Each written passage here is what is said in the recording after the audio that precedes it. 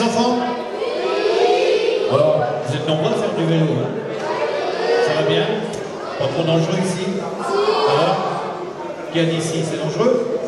Non? Bon. Vous respectez le code de la route, hein? Si, il faut respecter le code de la route. Hein? Sinon, autrement, on risque des accidents.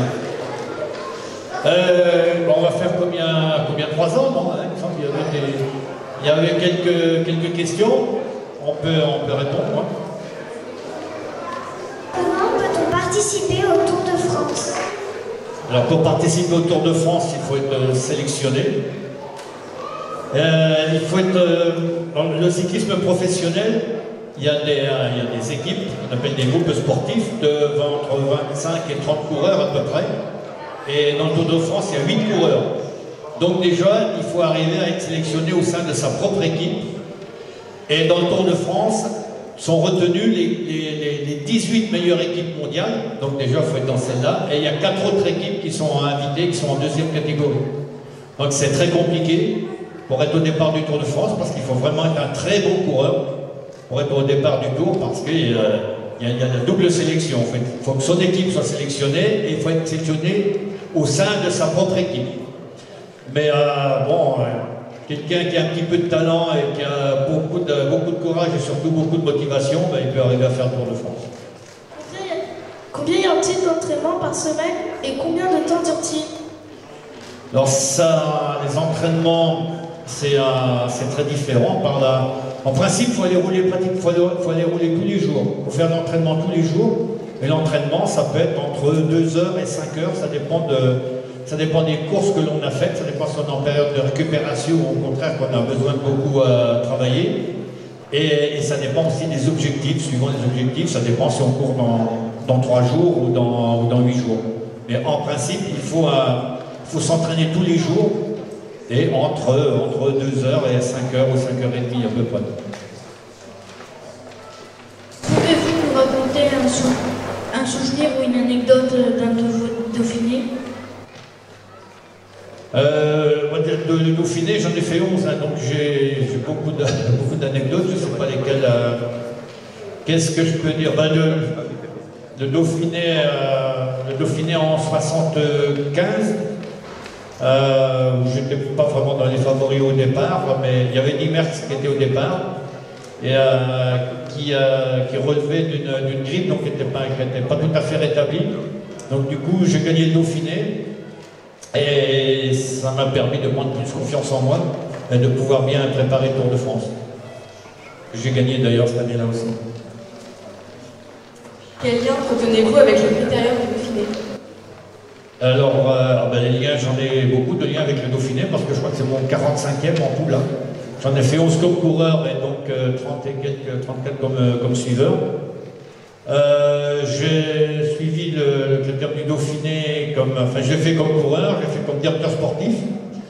Je l'ai fait comme relation publique avec, c'était le journal, le Dauphiné Libéré qui l'organisait avec Thierry Cazeneuve.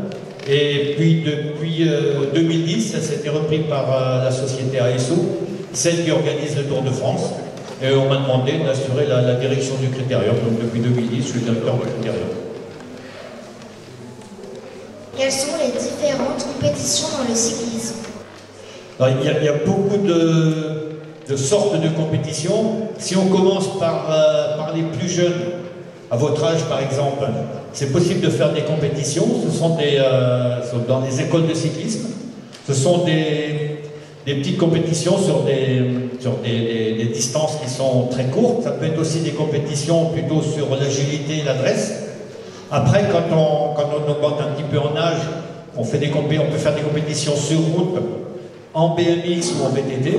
Il y a plusieurs sortes de disciplines dans le cyclisme. Quand on a, je crois que c'est 13 et 14 ans, on est en minime, après 15 et 16 ans, on est en cadet, et puis après on commence chez les amateurs. Et chez les amateurs, il y a plusieurs catégories, selon si on fait des bons résultats, on marque des points, puis après on monte en catégorie. Et puis si on est un très bon amateur, et quand on a de bonnes perspectives, on peut être embauché par une équipe professionnelle. Alors il y a 3 sortes d'équipes professionnelles. Il y a celle qu'on appelle Continental, les Continental Pro et l'Elite qui est World Tour. Alors, bon, pour certains coureurs, c'est mieux de commencer en Continental ou Continental Pro parce que l'échelon est un peu moins important entre amateurs et professionnels. Avez-vous les mêmes entraînements pour chaque course? Les mêmes entraînements pour chaque course. Non, l'entraînement varie, ça dépend si par exemple quand on prépare le Dauphiné, on va plus s'entraîner dans la montagne, hein, parce que le Dauphiné est montagneux, si on fait un Paris-Roubaix ou un Tour des Flandres, quelque chose comme ça, on va plus s'entraîner sur peut-être pas forcément sur des zones pavées, mais on va s'entraîner à faire des efforts courts et violents, parce qu'on aura besoin dans ce genre de course de faire des efforts courts et violents. On essaye d'adapter l'entraînement au rythme qu'il y aura dans la course que l'on prépare. Faites-vous encore toujours du vélo? J'en fais un peu, pas assez, mais je vais en faire de temps en temps. Mais maintenant, j'en fais tranquillement. Hein. Je suis un cyclo-touriste. Je fais de contemplatif. Je cherche absolument pas la performance, je sais en faire plaisir, en roulant doucement et prudemment. Quelle a été votre réaction après la première victoire au Tour de France? Après la première victoire dans le Tour de France? Au Tour de France, ouais. Voilà, la première réaction, c'est on est très content parce qu'on réalise un rêve. Mais c'est très très difficile pour y arriver. Et finalement, bon, on trouve que c'est normal qu'on y soit arrivé parce qu'on a tellement fait d'efforts pour arriver à ce niveau-là. Mais c'est sûr que ça change la vie. Quand on a gagné le Tour de France, on n'est plus un coureur comme les autres. Hein. La preuve, hein, j'ai gagné il y a 45 ans et on m'invite encore. Avez-vous pensé à exercer un autre métier avant celui de cycliste? Oui, parce que mes parents étaient agriculteurs, j'étais le seul fils dans la famille. Donc mon père voulait que je prenne la suite, mais ça ne me plaisait pas du tout. Moi j'aurais bien aimé être plutôt mécanicien, quelque chose comme ça, mais bon, à l'époque on ne choisissait pas, c'était les parents qui choisissaient le métier. Mais dès l'âge de 19 ans, je pensais que je pourrais faire carrière dans le cyclisme et que je pourrais un jour passer professionnel. Le métier d'agriculteur ne m'intéressait pas, donc de toute façon j'aurais fait autre chose. Chutons beaucoup en vélo. Chute-t-on? Ah oui, la preuve, hein, hier, il y a un des meilleurs coureurs mondiaux qui s'appelle Christopher Froome, qui est tombé, en plus il est tombé à l'échauffement, il n'est pas tombé en course.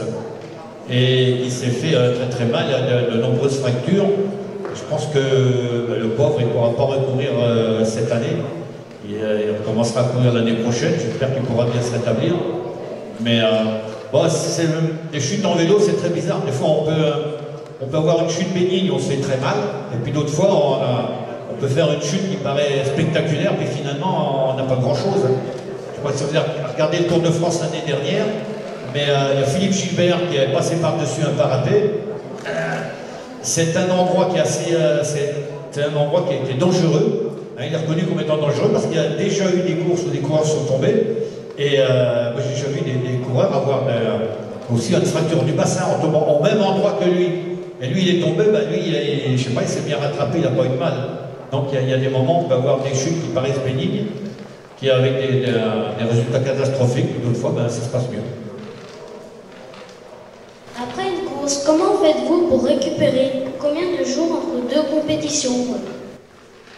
Pour récupérer, je veux dire, c'est surtout l'entraînement qui amène la récupération. Si on s'entraîne beaucoup ou bien tous les jours, l'organisme s'habitue à bien récupérer.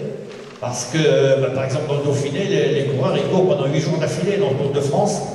Ils courent pendant 8 jours, une journée repos, pendant 8 jours, une journée repos. Donc, c'est surtout l'entraînement qui permet d'adapter le corps à la récupération. Il y a des coureurs qui récupèrent bien, d'autres qui récupèrent moins bien. Ça, on est tous un peu différents. Hein. En tout cas, dans les courses à étapes, les coureurs essayent de faire le moins d'efforts possible en dehors d'étapes, en dehors du vélo. Par exemple, aujourd'hui, ils vont arriver, là, on les amène en bus. Hein, vous verrez tout à l'heure, ils sont dans les bus, ils restent dans le bus un moment, puis ils descendent, ils vont signer, puis ils reviennent. Quelques-uns font un échauffement sur un entraîneur. Et puis après ils font la course, et à l'arrivée de la course, ils rentrent tout de suite dans le bus. Ils prennent une collation de récupération, Après, ils commencent déjà à se détendre, ils commencent à récupérer, on les emmène à l'hôtel, on les masse, ils mangent et puis ils vont dormir, ils récupèrent le maximum de temps possible pour la récupération, parce que c'est important dans le cadre des courses à étapes. Pourquoi avez-vous eu cette envie de faire ce métier? Pourquoi, je ne sais pas exactement, parce que depuis tout jeune, je voulais faire du sport, mais j'habite une petite commune, il y avait 500 habitants, il n'y avait pas d'équipe de foot, il n'y avait rien du tout pour le sport. J'ai un copain qui est devenu coureur cycliste, et puis je suivi, et j'ai réussi à me faire offrir un vélo par mes parents. J'ai commencé mes premières courses comme ça, parce que le cyclisme me plaisait bien, et j'avais passé le Tour de France devant chez moi quand j'avais 12-13 ans. J'ai vu passer le peloton, ça me paraissait quelque chose de très bien. J'avais envie de faire partie de ce groupe-là. Le Tour de France a-t-il changé depuis 40 ans au niveau des distances, du nombre de coureurs, du nombre d'équipes? Alors oui, effectivement, c'est une bonne question. Il a changé au niveau des distances. Il y a 40 ans, on faisait environ 4500 km. Maintenant, il est limité à 3500. Donc les coureurs font 1000 km de moins en 3 semaines. C'est sûr que bon, pour la récupération, ils sont moins fatigués. Mais par contre, ça roule plus vite qu'avant, évidemment. Comme les coureurs ont plus de récupération, bon, ils ont plus de punch, donc ça roule plus vite qu'avant. Les routes se sont améliorées, les vélos aussi, mais finalement, dans le Tour de France, ce qui est le plus difficile, c'est l'adversaire, hein, c'est pas la route. Hein. C'est toujours de lutter contre l'adversaire le plus dur. Quand on monte un col, c'est sûr que c'est difficile, mais quand on est un bon grimpeur et qu'on monte un col avec un adversaire qui est moins fort, finalement, c'est pas compliqué.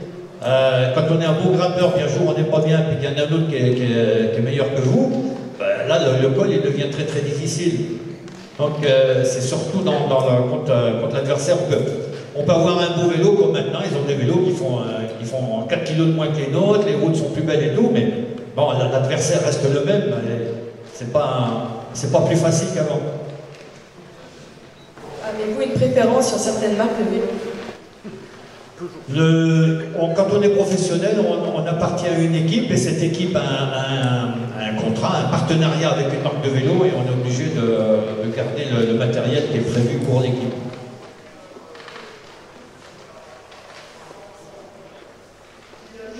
Y a-t-il des étapes plus dures que d'autres à organiser et pourquoi? Des étapes à organiser en tant qu'organisateur, oui, il y a des étapes qui sont plus difficiles à organiser. Il y a des étapes où on voudrait bien passer en certains endroits, mais c'est compliqué. Il y a des villes où on voudrait arriver, mais maintenant on ne peut plus parce qu'il y a des ronds-points et des ralentisseurs. Donc de ce côté-là, oui, c'est un petit peu compliqué, mais bon, dans l'ensemble, on a de bonnes relations avec les mairies et les départements, et ça se passe assez bien. Qui répare les vélos? Alors chaque équipe a des mécaniciens, 2 ou 3, ça dépend, comme par exemple dans le critérium du Dauphiné, il y a 7 coureurs. Beaucoup d'équipes ont 2 mécaniciens, d'autres en ont 3. Ce sont eux qui sont chargés de réparer les vélos. Quand un coureur a un problème en course, il y a une voiture, il y a 2 voitures d'ailleurs par équipe de dépannage. Et s'il a crevé, on change une roue. S'il a vraiment un problème avec le vélo, on change de vélo. Et puis le soir à l'arrivée, les mécaniciens nettoient les vélos, ils les vérifient pour regarder qu'il n'y a pas eu de problème pendant la course, pendant l'étape. Et puis ils préparent les vélos pour le lendemain. Et le coureur a toujours un vélo en bon état et qui en principe ne devrait pas avoir de problème. Mais bon, maintenant, la mécanique, ça devient très compliqué. Hein. Il y a des dérailleurs électroniques, tout ça. Et bon, on a plus affaire à des techniciens qu'à des mécaniciens maintenant. Voilà, merci Bernard, les enfants, je crois qu'on peut remercier Bernard.